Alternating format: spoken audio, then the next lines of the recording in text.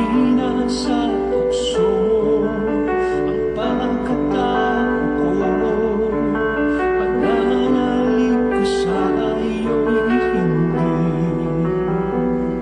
siniseryoso. Ngunit ngayon'y nagbago na tukso ang pagkatao ko. Pananalig ko sa iyo'y hindi siniseryoso. Ngunit ngayon'y nagbago na ang pagkatao ko. Wala nang makilala ka, Jesus. Pananalig ko'y umibalik, buong tiwala ay ibigay sa'yo lamang, Jesus. Pananalig ko.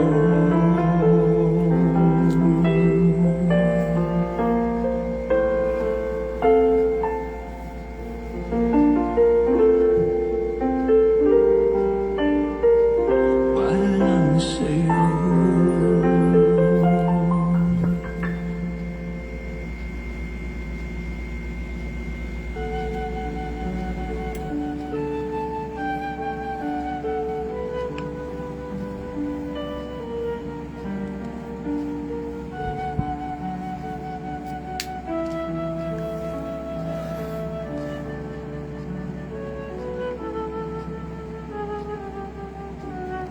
Sa mga oras pong ito, tayo po ay sama-samang lumapit sa ating Diyos na buhay. Lumapit po tayo na may kababaang loob, humingi ng kapatawaran sa ating mga kasalanan, upang sa ganon ang binhi ng mensahe ng mabuting balita ay maitanim sa ating mga puso at ating itong maisabuhay at maibahagi sa iba. Sa ngalan ng Ama at ng Anak ng Espiritu Santo. Amen. Purihin ka, Amang Diyos na makapangyarihan sa lahat. Purihin ang iyong dakilang pangalan. Napakabuti mo, Panginoon, sapagkat ang araw na ito ay isang napakalaking biyaya na pinagkakaloob mo sa amin. Isang palatandaan na patuloy kang nahahabag. Isang palatandaan na patuloy mong minamahal ang iyong mga nilikha. At isang palatandaan na lagi mo kaming pinapaalalahanan na magbalik loob na sa iyo, Panginoon. Tayo po ay lumapit sa Panginoon at humingi ng tawad. Ama, patawarin mo po ako sa aking mga pagkukulang. Linisin mo po ang aking puso kasama si Brother Raytan na gagamitin mo bilang instrumento lamang na daluyan ng iyong mensahe. Lord, bigyan mo po kami ng karunungan na nagmumula sa iyo. Wala kami maipagmamalaki. Kami ay umaasa lamang sa iyo, Panginoon. Ang banal na Espiritu ay puspos mo sa aming Panginoon kay Brother Raytan upang anuman ang mensahe ng gospel sa araw na ito ay amin pong mapagnilayan at maging pagkaing espiritual namin. Gayon din po ang aking panalangin sa mga makakarinig ng Monday Gospel, Lord. Batid mo ang mga pisikal na kapaguran sa buong maghapon, mga pagsubok na hinarap, mga karamdamang pisikal na nararamdamang sakit, mga problema sa pamilya at anumang relasyon. Lord, in Jesus' name, nililipat namin ang masamang gawa ng dyablo at ang kapuspusan lamang ng banal na Espiritu ang ibig naming manahan sa bawat isa. Ipagpalain mo ang Facebook Live nito, Lord, sapagkat nananalig kami na nandito ang iyong presensya at patuloy kang kumilos sa mga susunod pang minuto.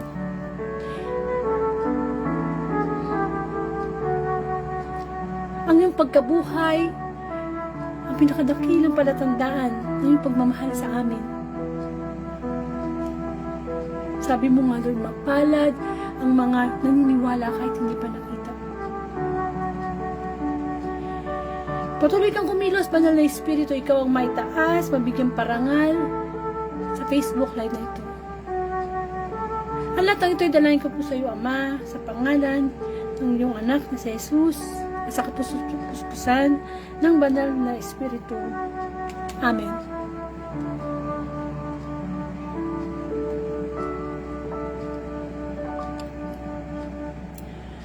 Bigyan po natin ng parangal ang mabuting balita ng ating Panginoon.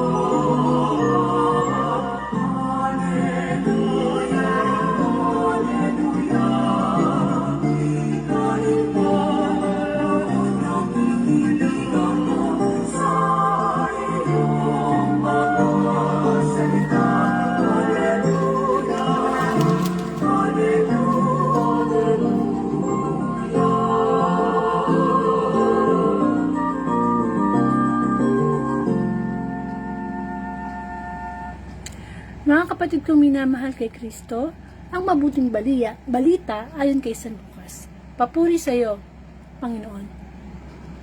Hinanapan si Jesus ng palatandaan mula sa langit. Samantalang dumaragsa ang tao, sinabi ni Jesus, napakasama ng lahing ito. Naghahanap sila ng palatandaan mula sa langit. Subalit walang ipakikita sa kanila maliban sa palatandaang inilalarawan ng nangyari kay Jonas. Kung paanong naging isang palatandaan si Jonas sa mga taga-Ninive, gayon din naman ang magiging isang palatandaan sa lahing ito ang anak ng tao. Sa araw ng paghuhukom, titindig ang reyna ng timog laban sa lahing ito at sila'y hahatulan niya ng kaparusahan, sapagkat nanggaling siya sa dulo ng daigdig upang pakinggan ang karunungan ni Solomon. Ngunit higit na dihama kay Solomon ang naririto. Sa araw ng paghuhukom ay titindig ang mga taga-Ninive laban sa lahing ito at hahatulan ng kaparusahan sapagkat nagsisi sila dahil sa pangangaral ni Jonas. Ngunit higit na dihama kay Jonas ang naririto. Ang mabuting balita ng ating kaligtasan, pinupuri ka namin, Panginoong Hesukristo. Sumayin niyo po ang kapayapaan ng ating Diyos na buhay. Welcome po sa Word of God Daily Gospel. At ngayon po ay October 16, 2023. At ang Monday Gospel po ang ating pagninilayan. Ito po ay pagbasa mula kay San Lucas. Hinanapan si Jesus ng palatandaan mula sa langit. At makakasama po natin si Brother Raytan. Amen. So, bago ko po ipasok si Brother Raytan, magbigay lang po ako ng konting reflection ko lang dito sa mabuting balita. Alam niyo po, sa panahon natin ngayon, masasabi ko na ito na yata yung henerasyon na napakasama. Maniniwala ba kayo na itong generation natin napakasama? Masama pa doon sa mga naunang tao na nilikha ng Diyos, yung sa panahon ni Noah, yung ginunaw yung mundo, mas masama pa.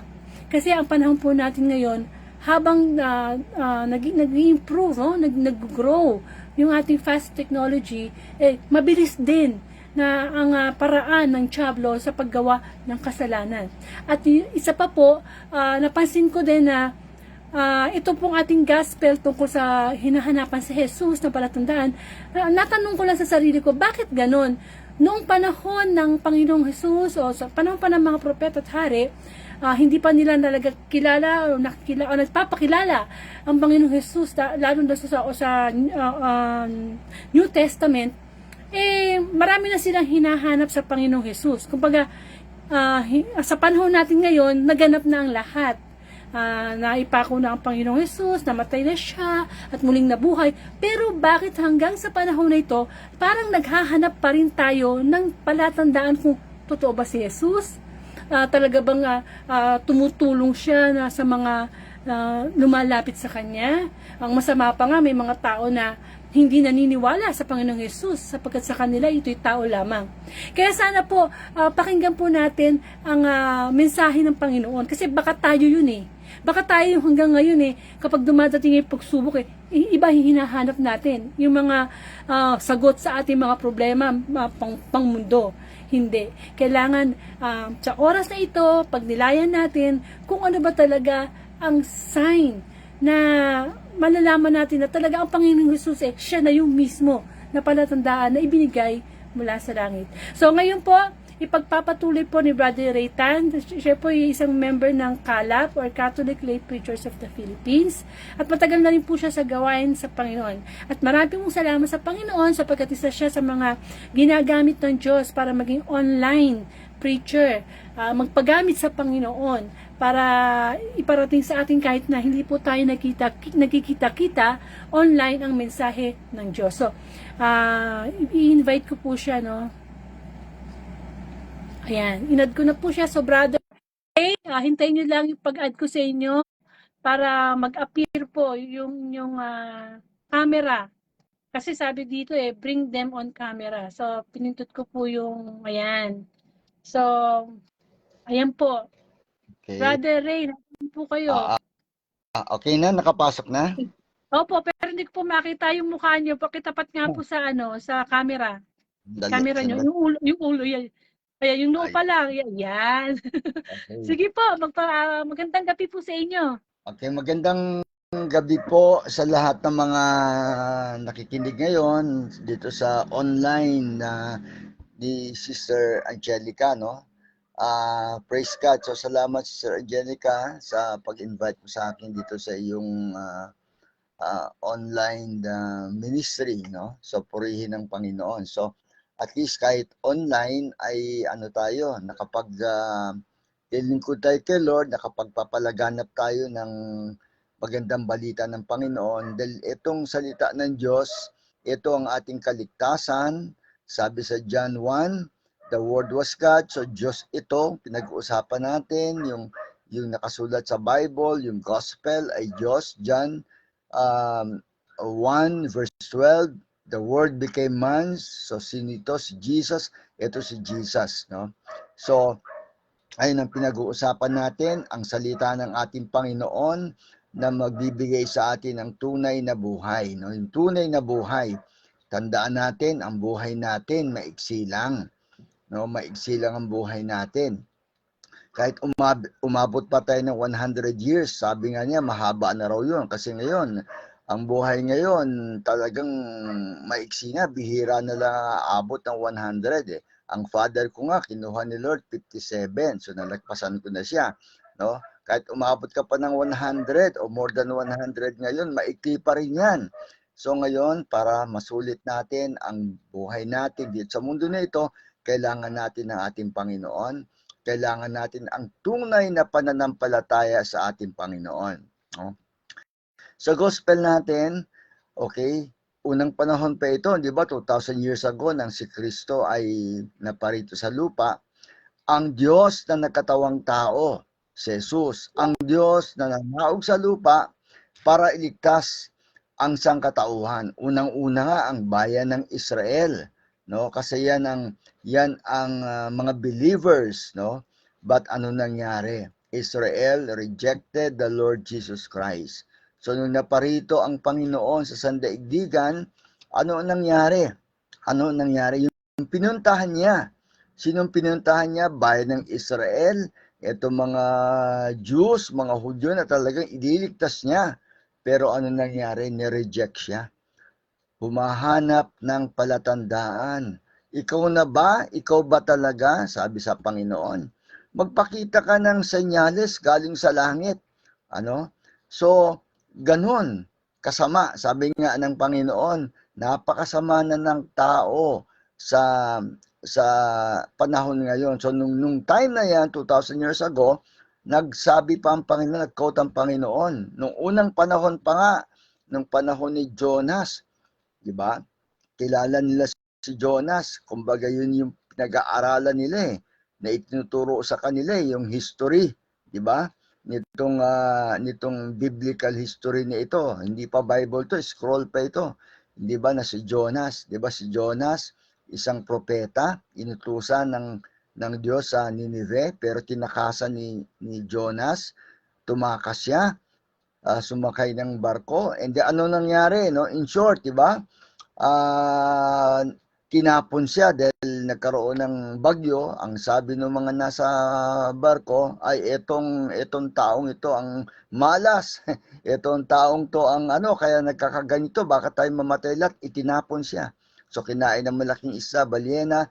So inuluwa din ang si Jonas doon din sa Nineveh. So ano nangyari? Ginampanan niya yung misyon. Nangaral. Ano nangyari? Yung mga tiga Nineveh, nagsuot sako, sabi niya, nagrepent, tinanggap ang pangangaral ni Jonas. Ngayon, ang sabi ng Panginoon, masigit pa kay Jonas ang narito, ibig sabihin siya. Talaga namang masigit pa siya kay Jonas. At ang sabi rin siya, tungkol doon kay Solomon. Diba? Dati si Solomon, diba?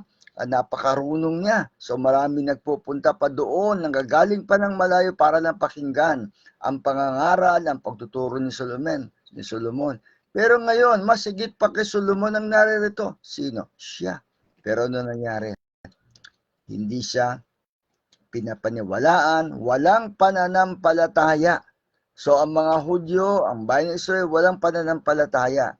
Hindi ba dumating na nga ang pagkakataon, pinakitaan na sila ng pagaling ng mga may sakit, mga ketong na walang gamot noon, pinagaling ng Panginoon. Hindi pa ba katibayan yan? Di ba? Bumuhay pa siya ng mga patay, nakita ng mga tao noon. Hindi pa ba katibayan yan? Hindi pa ba ebidensya yan? Hindi pa ba sign from heaven? Nagpalayas sa mga inaalihan ng demonyo. Nung unang panahon, sa panahon na ito, during this time, ang mga inaalihan ng demonyo, very laganap. Hindi tulad ngayon, wala na tayo makikitang ganon, bihirang-bihira. Pero noon, marami sila nakikitaan na ganon. Minsan dyan lang sa kalye, meron nang napoposes. Ganun talaga. Pero ano ginagawa ng Panginoon, di ba? Nakikita nila, pinapalayas ng Panginoon ng mga masamang espiritu. Hanggang sa ang dami ng ebidensya. Pero ano nangyari? Bandang huli. Ano nangyari? Ipako sa krus. Hindi ba? Tinanggap pa rin ba? Tinanggap pa rin ba si Kristo in spite of all those miracles? And that are already signs from heaven. Pero hindi pa rin tinanggap. At hanggang ngayon, 2023 na. Hanggang ngayon, 2023 na ang bayan ng Israel, ang mga Hudyo are still waiting for a Savior. So wala pang pananampalataya sa Panginoon. Ang pagkakilala at pagtanggap lang kay Kristo ay isang propeta. Ayan. So ngayon sa Israel, di ba, nakakagulo? Yan. So ngayon, tayo naman. Okay, tayo. Ang tanong, tayo ba? Tulad din ba nila? Wala rin ba tayong pananampalataya? Okay. Ngayon, okay. Tayo sa Pilipinas, we are a Christian country. Okay. Dala ng Kastila dito sa Pilipinas, 15th century, di ba? Naging Kristiyano tayo, naituro ang pagiging Kristiyano. So ngayon, ang Pilipinas, Pilipino, tayo ay Kristiyano. Pero anong pinag-uusapan dito? Ang pinag-uusapan ay yung wagas na pananampalataya sa Panginoon. Yun, no? Oo, Kristiyano tayo, we believe that Jesus is God. We believe that Jesus is God. Ang mga simbahan dito, laganap. Meron pang ang parisas, magkakatabi, di ba dyan sa Sampaloc, di ba? Merong parokya dyan, magkatabi lang. Di ba? So, okay, good, but hindi lang pala yan ang message para sa atin. Do we really believe in God truly? Do we really believe Christ? Do we really accept the Lord Jesus Christ in our life? Si Kristo na ba naghahari? Yun ang tanong sa atin. Yes, we are a Christian country. Marami sa atin dito sa Pilipinas, Kristiyano dahil nabinyagan tayo, pero hindi na yan ang pinag-uusapan natin ngayon. Yung bang meron ba talaga tayong pananampalataya? Kasi pagka tinanggap na natin si Kristo sa buhay natin, we accepted Jesus Christ as Lord of our life and our personal Savior. And we are a true Christian, hindi lamang tatak. Because na-baptize tayo, meron tayong baptismal certificate, yan, nabinyagan tayo, hindi lang yan, kundi talagang deep inside our heart, Christ is reigning. Pagka ganun na, eto na yung pananampalatayang pinag-uusapan natin ngayon. Sabi nga sa Hebrew chapter 11 verse 1, anong pananampalataya? Faith is something, is when you believe to something you do not see. O umaasa ka na isang bagay ay ganap na mangyayari. Talagang ikaw ay naniniwala sa hindi mo rin nakikita. Well, anong ibig sabihin? Anong ibig sabihin dito? Halimbawa, ang Diyos. Naniniwala ka bang may Diyos? Naniniwala ka ba kay Kristo? Is Christ your God? Ngayon, pag gano'n, ang ibig sabihin nito is we have already accepted Jesus in our life.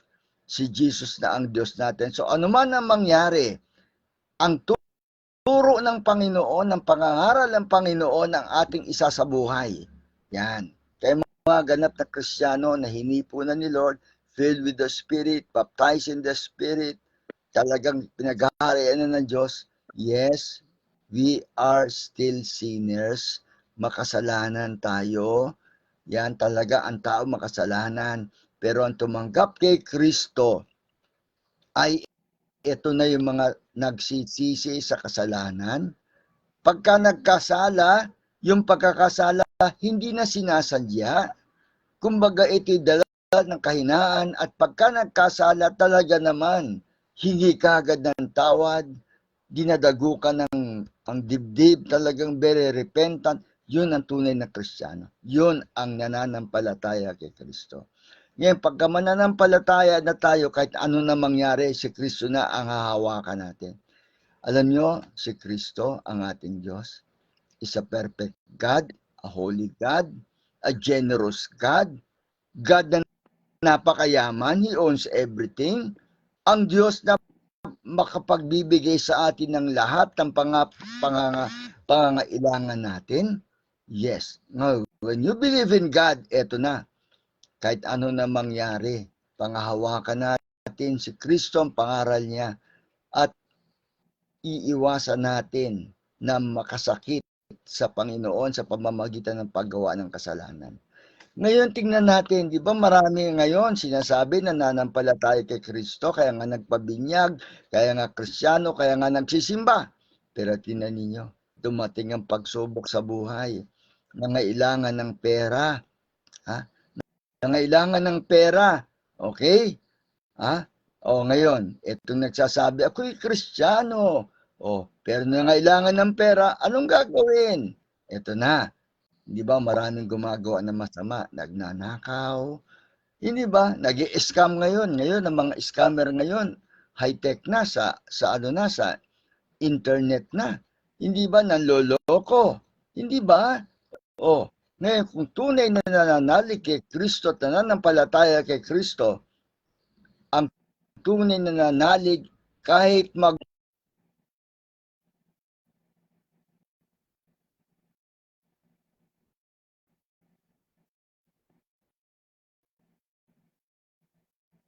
sigurado na ikaw ay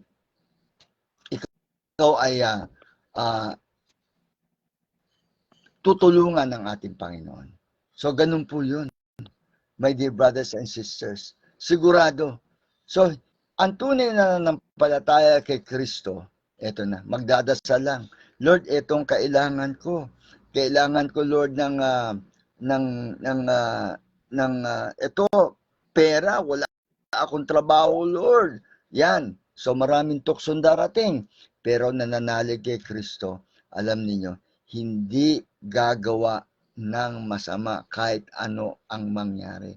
Magtitiwala. Alam niyo, brothers and sisters, buhay po ang Panginoon. Buhay ang Diyos. No? Wala tayong pag-asa kung hindi ang ating Panginoon. Wala tayong kailangan kung hindi ang Diyos. Walang pwedeng magbigay sa atin ng mga pangangailangan natin kung hindi ang Diyos lamang. No? Ang Diyos lamang. No? Kaya kumapit tayo kay Lord, manampalataya tayo kay Lord.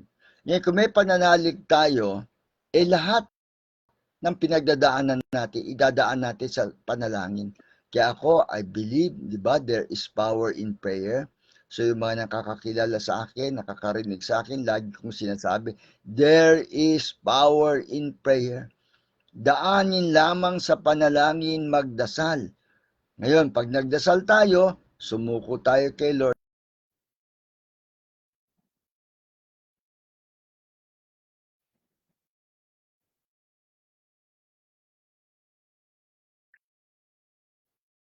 Magtiwala tayo kay Lord. Hingin mo na yung gusto mong hingin. Ayon sa kalooban ng Panginoon ay ibibigay ng Panginoon. So, ganun. Actually, sabi nga, okay, kailangan natin ng pera, kailangan natin ng trabaho, kailangan natin ng matitiran, kailangan natin ng damit, kailangan natin ng pagkain. Araw-araw, kumakain tayo, hindi pwede. Pagka meron kang anak, may pamilyado ka, at maliliit pa yung mga anak mo, kailangan pumasok sa eskwela, kailangan mo naman pag-aralin, hindi naman pwedeng hindi mo pag-aaralin. Hindi po ba?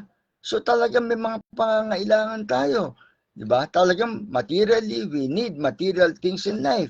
Pero ang masasabi ko po, lahat yan nasa Panginoon.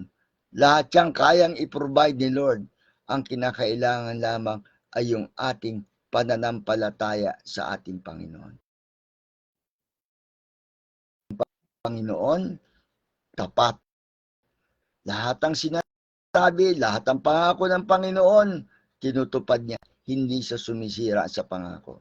Ang kinakailangan lamang ay magtiwala tayo sa ating Panginoon. So ngayon, kailangan pa ba natin ng ebidensya? Actually, nalang buhay natin, ebidensya ng may Diyos eh. Nabubuhay tayo. Ngayon, ilang taon na po tayo? Ako 66, kayo ilang taon na? Hanggang ngayon, di ba? Buhay tayo, kumakain tayo. Hindi po ba? Hanggang ngayon, hindi ba?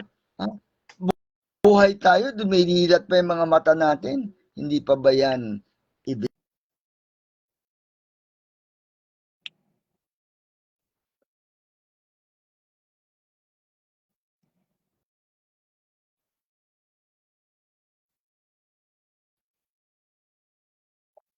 yun? Yun lang po. Kaya ipanalangin natin, magkaroon tayo ng faith sa Panginoon. Manalig tayo sa ating Panginoon. Talaga nang isurrender natin kay Lord. Pagkatapos sundin natin kung ano yung kalooban ni Lord. Pakinggan natin yung tinig ni Lord. Kasi hindi rin man pwede yung pala, dasal ka lang ng dasal. Dasal ka ng dasal. Oo, dasal ka ng dasal. Sabi nga, dasal kang dasal, wala namang gawa. Okay. Anong ibig sabihin nito? Ito yung, nga, dasal ka ng dasal, pero hindi mo pinapakinggan ang tinig ng Diyos. Kasi merong sasabihin ng Diyos. Pag nagdasal tayo, communication yan, nagsalita ka, magsasalita rin ng Diyos. Pero ang tinig ng Diyos, hindi yan audible voice. Ang tinig ng Diyos, napakaliit ng tinig ng Diyos. Nangungusap ang Diyos sa pamamagitan ng pakiramdam, sa pamamagitan ng mga sitwasyon sa buhay, kakausapin tayo ni Lord. May pagagawa si Lord. At kung ano yung pagagawa ni Lord, gawin natin. Ako, brothers and sisters, ang patotoo ko, nagpapasalamat ako kay Lord. Hindi ako karapat-dapat, pero ito, tinawag ako ng Panginoon. Ito, sa edad ko ngayon, 66, ito po ako, nagpapahayag ng salita ng Diyos. Si Lord ang tumawag sa akin, this is a blessing. Kung ako, wala po. Makasalanan po ako. But yun ang sinasabi ko. Once we say yes to the Lord, nagtiwala tayo kay Lord, si Lord ang bahala sa buhay natin. So wag tayo maghingi ng Lord, kung totoo ka, ito gawin mo. Kung totoo ka, Lord, ito pa, unladin mo yung buhay ko. Wala kang trabaho. Kung totoo ka, Lord, bigyan mo ko ng trabaho. Huwag pong ganun. Huwag natin susubukin ng Diyos. Huwag natin uutusan ng Diyos. Basta't magtiwala ka sa Panginoon, sundin ang kalooban ni Lord, at makikita po natin, kikilos ang ating Panginoon. So have faith in God. Have faith in the Lord Jesus Christ. Siya lang ang kailangan natin. Kaya ngayon, kung meron kayong pangangailangan ngayon, okay, si Lord po makapagbibigay niyan. Sinusubok lamang tayo, manalig tayo, hindi tayo pababayaan ng ating Panginoon. Panginoon, maraming salamat po sa pagkakataong ito. Nawa ang mga naki-join po dito sa live na ito, yung pong mga nakinig o yung recording nito na makikinig sila. Lord, nawa hipuin niyo po, Panginoon. Panginoon, marami pong salamat sa lahat ng blessings. Ama, sa pangalan ng Jesucristo, itong panalangin namin sa ngalan ng Ama, ng Anak, at ng Espiritu Santo. Amen. Amen. Amen. Okay.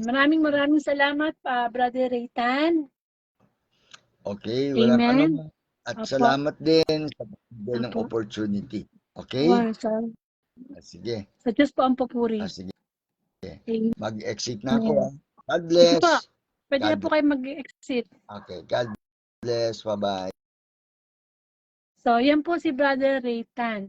Pasensya na po kayo kung minsan parang putol-putol po yung kanyang boses, no? Ganyan po talaga pagka live. Minsan sa internet po yan, mahina yung signal. Anyway, yung mga part na medyo na mahina o na puputol-putol yung kanyang mga sinabi, dadaanan ko ulit, no? Kamukha ng sinabi niya na ang Diyos ang ating kailangan, siya lamang ang magbibigay ng lahat ng ating kailangan. Tama nga yun. Sa buhay po nga natin, lagi tayong humihingi ng sign o kaya baka nagdududa tayo sa sign na ang Panginoong Jesus na ang lahat ng bagay na kailangan natin sa buhay talagang ang Panginoon ang magbibigay sa atin kung tayo ay tunay na nanampalataya. At sinabi na din daw ni brother na there is a power in prayer. Totoo po yun. Talagang napakalakas po ng kapangyarihan ng pananalangin. Kung ito'y tunay. Kasi po, kapag nananalangin tayo sa Panginoon, tayo po'y nakikipag-usap sa Kanya. At nagkakaroon na ng kapangyarihan ng ating panalangin. Kapag yung pakikipag-usap natin sa Diyos, bukal sa ating puso. Hindi naman po natin maluloko ang Panginoon eh. At sinabi din po ni brother na yung buhay po mismo natin, ito, tama, yung humihinga ka ngayon, nakakarinig ka ngayon, nakakakita ka pa ngayon, isang buhay na patotoo na yan na ang Panginoon ay still naaawa pa rin sa atin, nahahabag pa rin sa atin. Binibigyan tayo ng pagkakataon na magbalik loob sa Kanya. And isurrender daw po natin ang lahat sa Panginoon at sundin lang daw po natin ang will ni God. Ang pagdarasal ay maririnig natin ang tinig ng Diyos. Hindi yung tinig na talagang boses, no? Kapag ang ating spirit at spirit ng Diyos ay nagkaisa, maririnig natin yan. Di ba nasabi po nga po yun sa gospel ng mga nakaraang araw na mapalad daw po tayo sapagkat nakikita natin yung hindi nakikita ng iba at naririnig natin yung hindi naririnig ng iba. Hindi po yan physical na boses na magsasalita ang Diyos sa harap natin, hindi. Kaya nga kailangan po nga natin i-active yung spiritual life natin para marinig natin ang tinig ng Diyos. At sinabi din po ni Brother Ray na yun, lagi po tayo magtitiwala sa Panginoon. Tama yung sinabi niya na huwag tayo hihingi ng parang sign para tayong nakikipag sa Panginoon na o Lord pag pinagaling mo ako, maglilingkod ako sa iyo. O Lord kapag nanalo ako sa loto, tutulong ako sa kapwa mo. Hindi po ganoon, mali po yun. Mali po yun. Kailangan no matter what, good or bad na sitwasyon natin, kailangan lagi po tayo magtitiwala sa Panginoon. At nasabi nga rin ni brother na huwag daw po natin susubukin ang Diyos. Never ever. Huwag po natin siya susubukin. Wala po tayong karapatan na tingnan natin kung hanggang saan yung makakaya ng Panginoon. Sapagkat ang Diyos unlimited. ang kakayanan niyan. Tayo limited lang. Hanggang diyan lang ang kaya natin. Kaya kailangan nga po natin ng Panginoon eh. Amen. So, napakaganda po ng ipinapakita sa atin ng mabuting balita na sa buhay natin ngayon, ang sign, ang talagang sign sa panahon ngayon na gustong iparating ng bawat isa, yung pagbabalik loob. Kamukha nung binanggit nga ni Brother Raytan, yung kay Jonas, kung anong nangyari, isang propeta na pinadala sa Ninive para ipangaral na magsisina sila. Gayon din po sa panahon natin ngayon. Tayo po ay lahat ay Jonas. Tayo po lahat ay inutusan ng Diyos na mangaral at gamitin upang magbalik loob ang mga tao sa Diyos. Amen. So, ang Panginoong Jesus po namatay at nabuhay ng muli sa ikatlong araw, no? Kamukha nung nangyari kay Jonas na 3 araw din siya sa tiyan ng isda.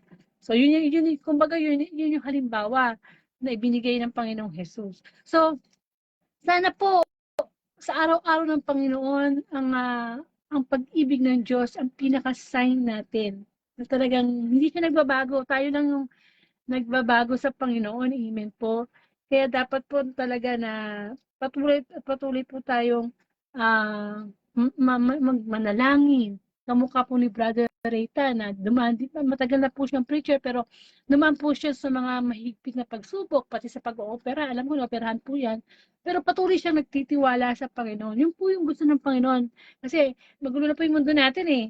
Di ba yung mga sa Israel nagkakagera na kung minsan isipin natin, sign na ba yun? Magugunaw na bang mundo? Kasi nagkakagera na eh. Nagkakahirapan na ang mundo eh. Iba na po talaga ang mundo. Marami ng sign na talagang nagaganap na. Ang paggutom, ang gera, sign ng pagkagalit-galit ng mga ama sa anak, ganyan. Naganap na lahat. Ang good news po is, alam na po natin ito, through Bible. Open na po siya. Wala nang inilihim sa atin ang Diyos. Yun na po ang maano natin na dapat na po talaga tayo magbalik loob sa ating Diyos. Amen. So sana po sa buhay po natin ngayon, katulad ng itinanong ni Brother Raytan, sabi niya kanina na marami talagang ebidensya na ang Panginoong Jesus, siya na talaga siya isa talagang Diyos dahil sa mga ginawa niya mga himala. Pero di ba no, sabi ni Brother Raytan, ipako sa krus. Pinapako pa natin sa krus. Yung krus na nga yan, yun ang sign ng pagmamahal natin sa Diyos eh. Pagmamahal ng Diyos sa atin hanggang sa panahon na ito na kaya nga di ba sabi ko i-share nyo itong daily gospel, ito yung sign na minamahal natin ng Panginoon kasi kung halimbawa sa bawat araw nakikinig lang tayo tapos hindi natin sinishare yung gospel, parang hindi ba nagkukulang tayo sa Panginoon sapagkat tayo binibigyan ng pagkakataon na ibahagi siya kahit man lang sa social media. Kapag sabi nga, i-viral po natin ang mabuting balita. Amen. So, nawa sa puso po natin ang palatandaan ng pag-ibig natin sa Diyos, ang palatandaan ng pagiging Diyos ni Kristo ay hindi mawawala. Sapagkat wala nang dapat patunayan pa ang Panginoon. Naibigay na niya ang lahat. Kumbaga, naihain na niya ang lahat. Tayo na lang mananampalataya, tayo na lang ang kusang pupunta sa Kanya. Tsaka, sa palagay ko naman, kung talagang mahal natin ang Diyos, hindi naman tayo kailangan maghanap ng sign eh. Sa spiritual sign yan, o kung sa buhay natin na kailangan na ganito, ganyan, hindi. Yung pagtitiwala lang natin sa Diyos, sign na yon na kahit ano yung kalooban niya, wala tayong gagawin, kundi sundin lamang yon. Tayo po magkaroon ng closing prayer. Ang sa langit, maraming salamat po sa mensahe mo sa gabing ito. Tunay nga na isa na malaking sign na ginagamit mo sa social media para ipakita ebidensya ng iyong pagmamahal sa amin. Pero Lord, nawa patuloy kami magtiwala sa iyo. Dinadalain ko po ang mga taong nagdududa kapag sila ay nadalagay sa pagsubok. Maging ito may karamdaman, sa pera, sa relasyon, ikaw ay nandiyan na, isang katibayan na may malalapitan kami upang kami po ay patuloy na umasa sa buhay na ito. Ang iyong krus, Panginoon, ang sign ng iyong pag-ibig sa amin. Idinadalangin ko po ang mga may karamdaman, ang nahihirapan, ang mga naalihan ng masamang espiritu, at yun ay yung mga taong patuloy na nagkakasala, tayong mga taong nagkakasala. Dalangin ko, Panginoon, na ito na po yung tamang panahon. Sign na kami magbalik loob sa iyo. Dalangin ko din po ang bayang Israel na nagkakaroon ng gera. Kapatid namin maraming namatay, patuloy na gulo.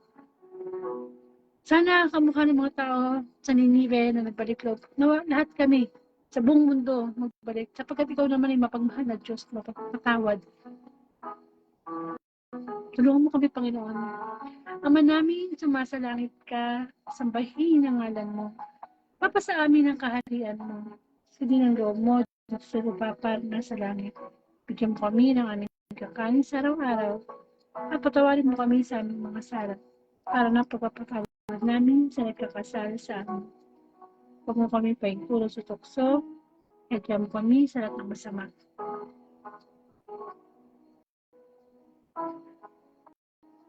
Hallelujah, hallelujah.